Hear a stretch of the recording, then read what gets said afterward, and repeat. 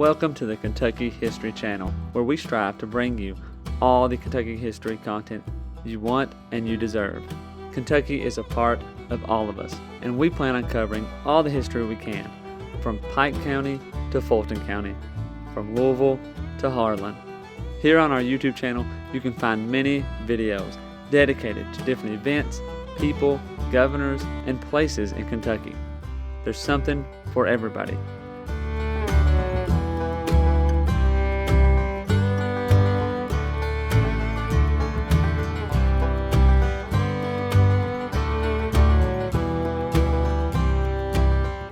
While you're here, if you like the channel, hit the subscribe button and the notification button so you get notified anytime new Kentucky history is available.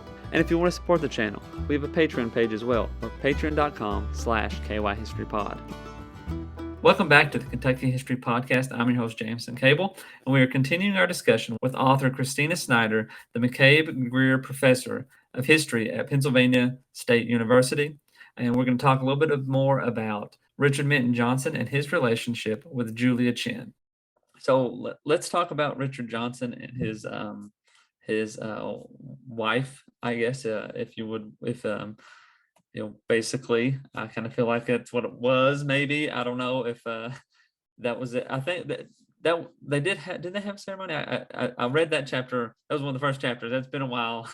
But Julia Chen, let's talk about that dynamic. Sure. Yeah. It is complicated, and I think the words that we use are also really complicated. Like it's hard to know what kind of word to use because so for folks who maybe aren't familiar with this story, Richard Mentor Johnson, very famous Kentucky politician at the time. He was really a star in the Democratic Party, was very famous, and came from a famous large landowning family. And he had a long-term African-American partner who he also held as a slave. Her name was Julia Chen. I found some documents from a few years before she passed away that referred to her as a slave. So it's probably safe to assume she was still enslaved when she died. Mm-hmm. So I think this relationship of someone having a long-term sexual relationship with someone who is their master, it's there's no possible consent, mm-hmm. This is not something that she really probably had any choice in, right? So I think that makes it very difficult to characterize. Mm-hmm. In the book, I call her a concubine, which mm-hmm. means substitute wife, basically. Richard Mentor Johnson, there is one letter that's at the Filson where he calls Julia Chen, quote, my bride. So we have, some of his representation of their relationship there. There is some oral history from the African-American side of the Scott County community that recalls a ceremony, and we don't know exactly. We do know that Richard Mentor Johnson never married a white woman, that he had 2 children with Julia Chen, who he emancipated and claimed as his heirs. So we're much more clear on what he thought about his daughters than his partner, Julia Chen. Mm-hmm. So obviously we have much more of his side of the story of Richard Mentor Johnson. Yeah. The difficult thing, I think one of the really disappointing things about researching the story is that we know that Julia Chen was literate and that she actually ran most of the day-to-day operations on Johnson's plantation. Mm-hmm. And she wrote to him with some frequency from Scott County to DC, because at that time, when you're a senator, you had to live in DC about half the year at least. Mm-hmm. So, he's gone a lot, and she used his line of credit at local stores. She paid white laborers who came to work on the plantation. She was supposed to oversee the slaves for a long time until they hired an overseer. So she's really in charge of a lot of his business administration. And she did write him, but we think what happened was that a family member who wanted to disinherit Johnson's mixed race daughters just destroyed those letters on purpose. So that is probably what happened. That's also what that side of the family thinks happened. But we do actually have sometimes Richard Mentor Johnson would quote things that Julia Chen had said in her letters. So we do have like some quotations from things that she said. So that's kind of interesting too. And we also have letters that he sent to his daughters. So anyway, there's like the words that we use are really difficult to use in the context of slavery because it is mixing ideas of family and property in ways that we would consider today to be highly immoral. But it's a complicated story, and yeah, it's I think again another one of these hidden Kentucky stories that shows the history of slavery in the state. Yeah, and it's one of those things, like especially if you just look at the basis. Oh, Richard Minton John never married. When you kind of look at it from a quick glance, you're like, oh man, Richard Minton Johnson was kind of this trailblazer. Look what he was doing, and like he was he took heat off of it, obviously from his political opponents, but then even when you get down to it and you start looking more of like, oh man, it's it may sound good, but it's not really a good situation, if you want to say it like that. The fact that that his father gave her to him more or less, and even if there was other relations or previous relations, it's just, it kind of makes you feel a little uneasy, I guess, to say it in a way. And of course, his love for his children was a bit different and a bit more well documented. But it's still one of those things, like people talk about history and stuff, it's hard to get the full picture, and without that, you kind of hesitate a little bit, or be patient. Yeah, I mean, Richard Mentor Johnson is just, I mean, he's a really interesting figure. And,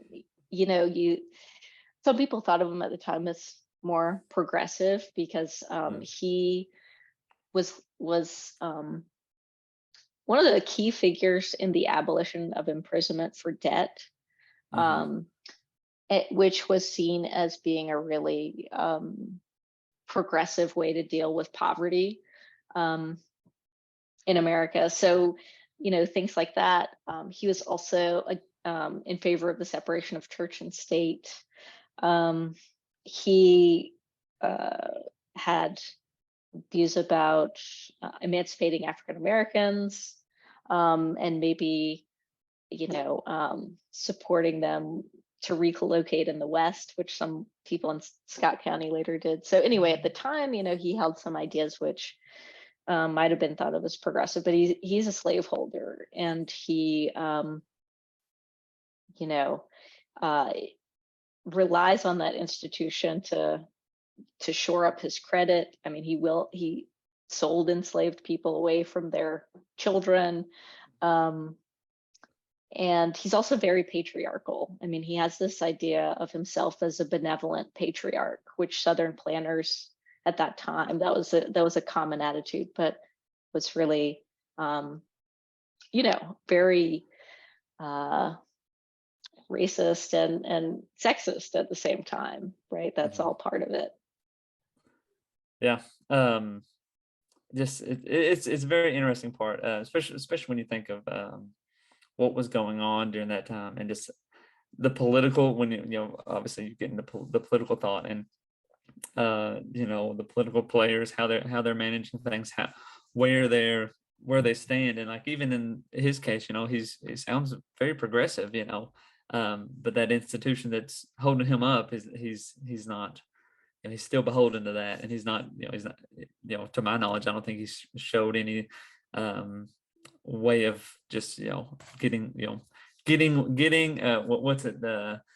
taking away the foundation he was standing on, or the foundation his family was built on. I mean, his dad came over, like you said. I mean, they had loads of land. I mean, like you think of, 10,000 acres. No, they had more than that. They had loads of land. I mean, it's massive. And they profited off of it, and well, he became vice president. He, in a way, I guess it worked out for him, but just not in the positive sense you want to kind of think.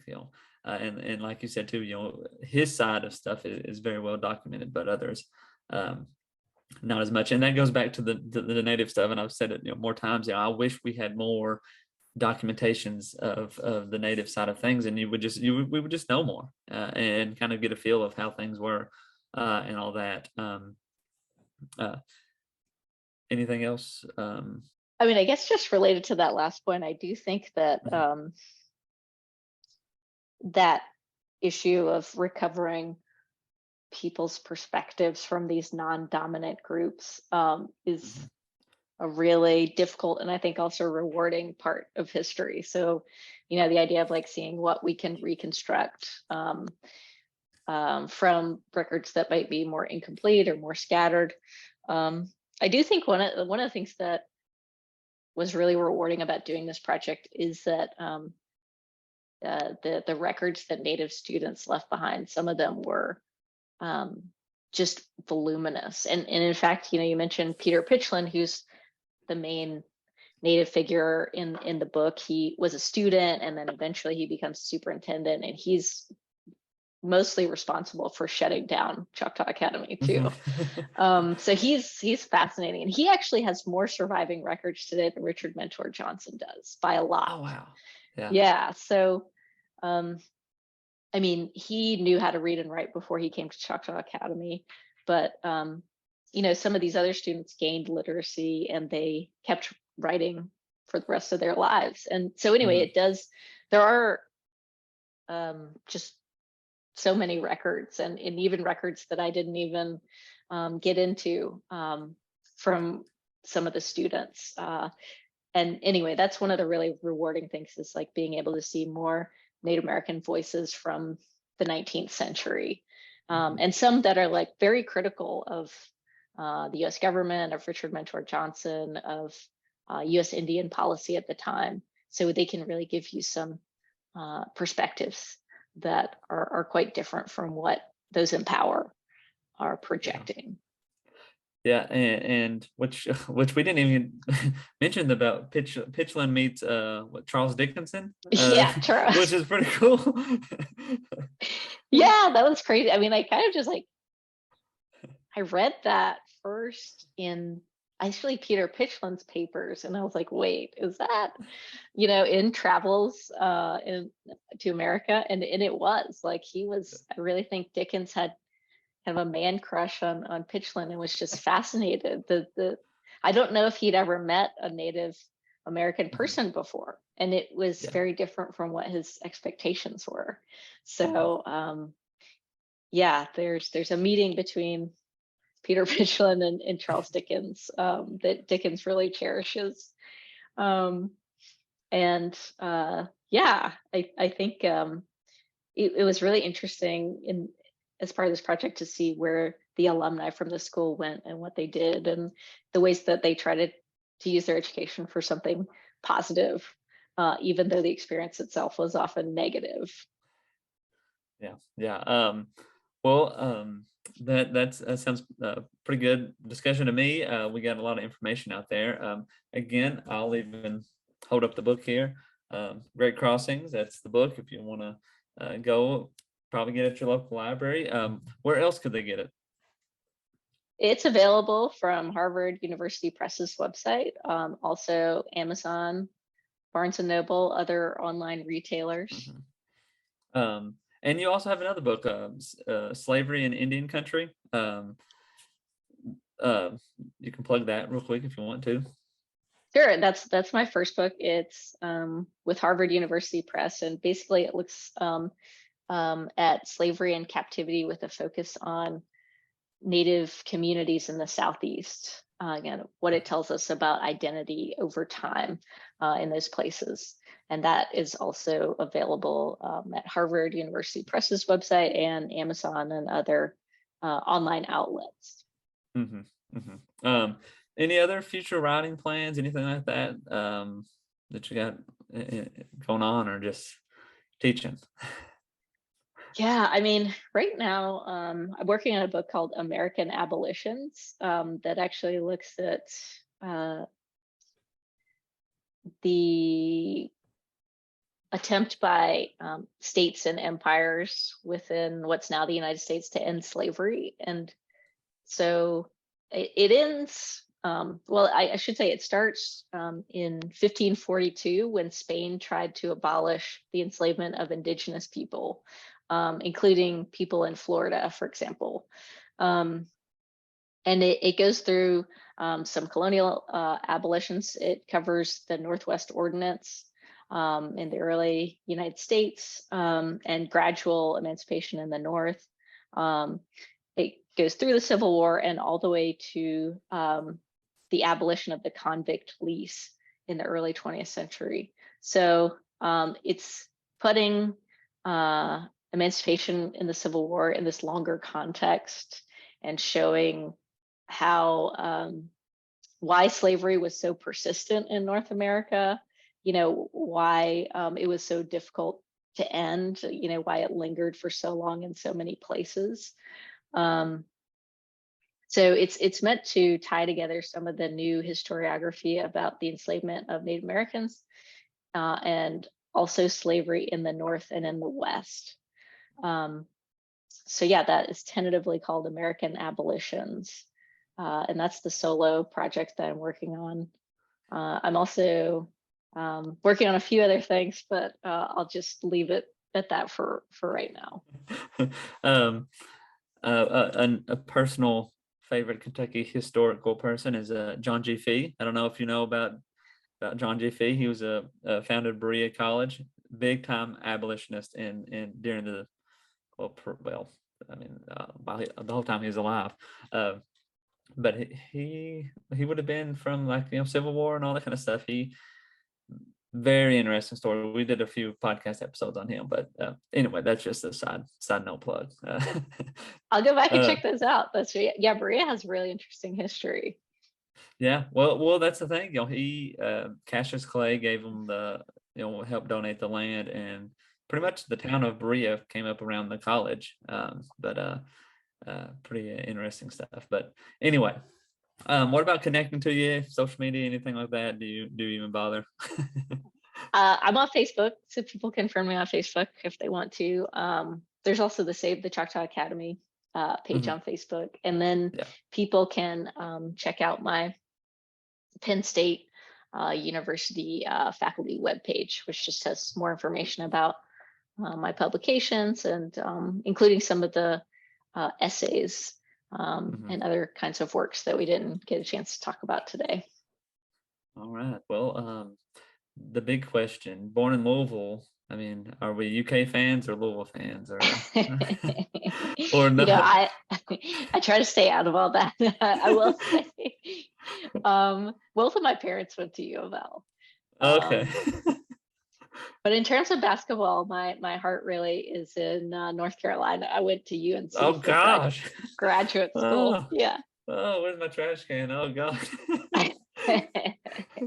At least I'm not a Duke fan. I mean, that's the pecking order. In all honesty, I prefer Duke lose over anybody else. And then probably Louisville, and then probably North Carolina, and then who, it doesn't matter after that.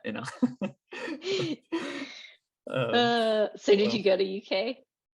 No, I went EKU, Eastern Kentucky. Okay, cool. So, I mean, it's Richmond. I mean, it's 30 minutes from but it's not in Eastern Kentucky either.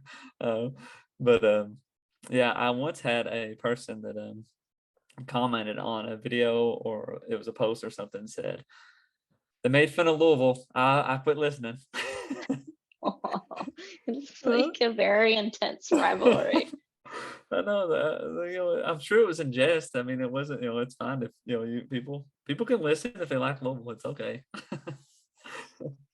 Oh, so, and yeah, and one of our co-hosts that comes on, David, he went to Louisville, so it's all good. So, Yeah. but Um, yeah, it's as long as you you're know, not an Ohio State fan, that's another thing. oh You God, can't no. be. God, no. Um, That one's across the board too. Like it's not just a football or basketball, just like across the board, not Ohio State.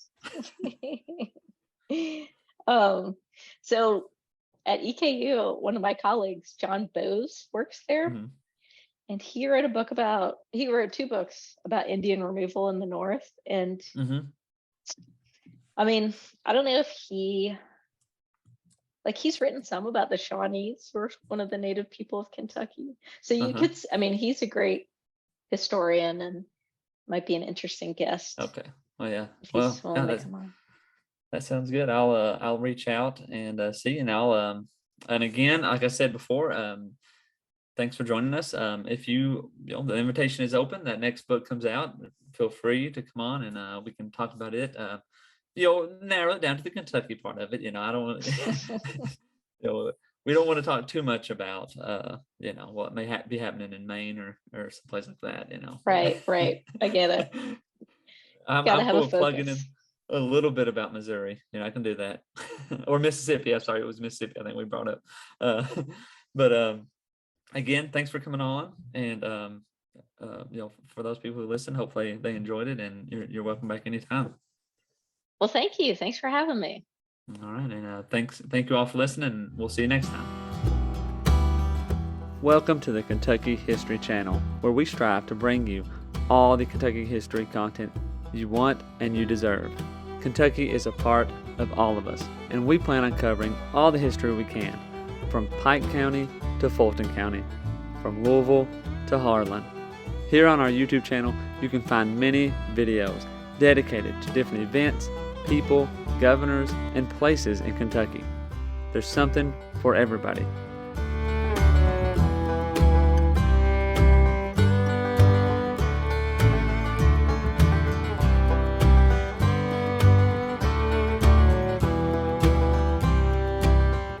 While you're here, if you like the channel, hit the subscribe button and the notification button so you get notified anytime new Kentucky history is available.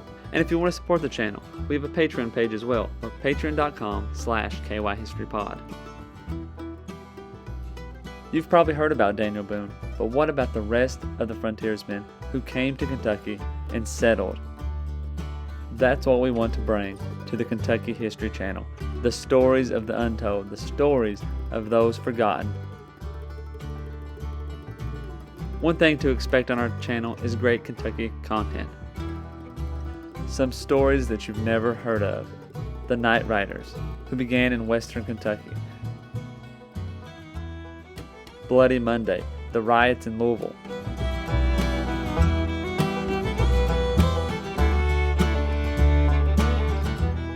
The assassination of Governor Goebel, the only governor ever assassinated in the United States. Stories from all over Kentucky, stories that are unforgettable once you've heard them. You can find out who counties in Kentucky are named after and how your county got started. From beginning to end, we plan to document every county in Kentucky, all 120. Reach out to us on all of our social media platforms, Twitter, Facebook, and Instagram. And also leave a comment on one of our YouTube videos. You can also check out our podcast episodes. You can subscribe to our podcast on Apple Podcasts, Spotify, iHeartRadio, and many more.